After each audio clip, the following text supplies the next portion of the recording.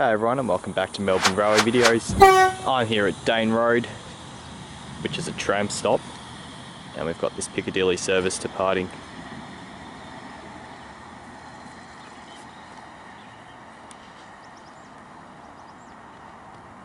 I'll give you around the place. It's a pretty plain station, I must say, but yeah, I think the most interesting bit is this part up ahead that I'm walking towards. So this section here, you can see the platform continues quite a fair margin, but obviously the trams don't stop there anymore. So what's the explanation behind that? Well, the explanation is that this used to be a railway line and that it was converted to be used by trams in the late 80s or early 90s. So before that, trains used to call it this station. They were electric trains actually, but in the 90s they decided that basically there are two main stations in Manchester. There's Manchester Piccadilly and Manchester Victoria. There's not really a rail link between them. It was just never sort of funded, and they were thinking about putting an underground train line between them, but it ended up being cheaper just to build tram lines through the city, so that's what they did. And in doing that, they created these tram lines out of former rail lines, which, you know, it works pretty well in the sense that there are services every 10 minutes, but you know, I don't know if that was the right move, but you know what, I don't live here, so who am I to judge? We've got a tram arriving for an Altrincham service. It's coming in very slowly for some reason.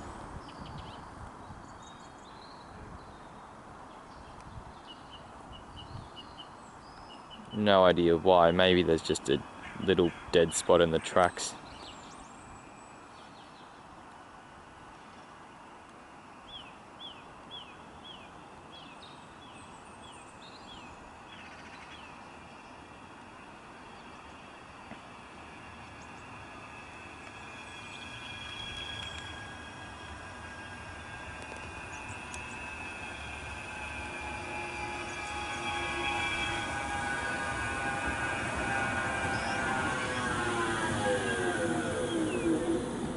And the tram's departing. It's actually packed. They should really run more than 2 cars. Which makes me think that this should really be a heavy rail service. But anyway.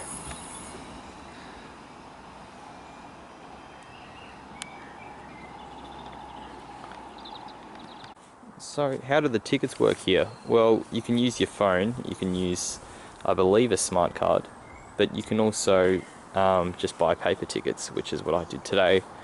I got a day pass, which I'll show you in a moment, but here's a look at the tram network.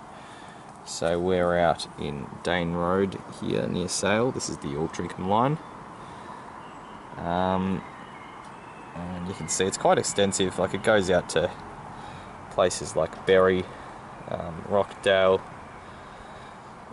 So it serves Manchester very well. It must be one of the main, like I'd say a lot of people, in terms of the share of public transport, would use the trams. There's also evidence of another 2 tracks. If you look at the amount of space left under this tunnel, I mean, why is there a tunnel there in the first place? But also, you know, there's plenty of space down the bottom, which suggests that there might have once been another 2 tracks through here. I don't know a lot about the history of the train line through here, so I can't tell you whether these extra 2 tracks were ever actually put in or whether it's just provisions left for them, but you know, that's another interesting thing to point out. Here's the lift, so it's good that they provided accessibility to this station. You access it through this awkward little ramp that they've put in here. I mean, it works perfectly fine, but it just doesn't look as natural as it might look. Another interesting thing is these tiny little bike lockers that they've put in. So unlike the parketeer cages in Melbourne, they've just got a few bike storage spaces here. So I've got no idea how they work, but I guess it's a clever little idea to store your bikes for, you know, a relatively quiet station like Dane Road. just while we're waiting for the last tram to come in before I leave, I'll give this station a rating. I think it's very plain. I'll give it a 4 out of 10. Not really worth visiting. I mean, it does have a few interesting historical features, like the old platform and, you know, the old tunnel where 2 more tracks might have been once upon a time, but otherwise, you know, it's pretty quiet and dead here. What I will do though is after I film this tram, I'll just give you a quick look at the canal. Here comes the tram, speeding in.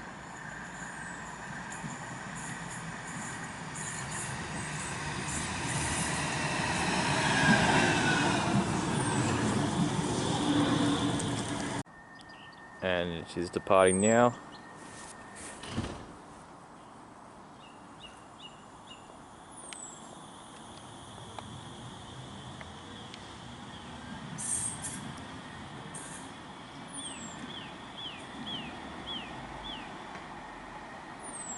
Alright, so before I go, I'll go and show you the canal. So here we are. You can see how narrow it is.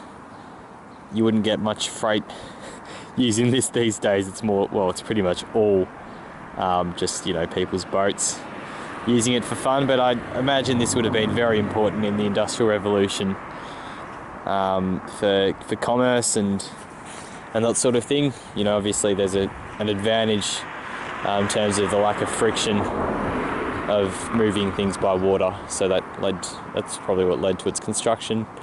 But now it's just a peaceful little waterway. People riding their bikes on either side. There's a pub here. This is Dane Road, the namesake of the station, and the sun's trying to pop through over there, but being England, you know, it's a bit of a struggle. Anyway, I think that's enough for this video, so thanks for watching. I hope you enjoyed this look at Dane Road and the adjacent canal, and I'll see you in the next one.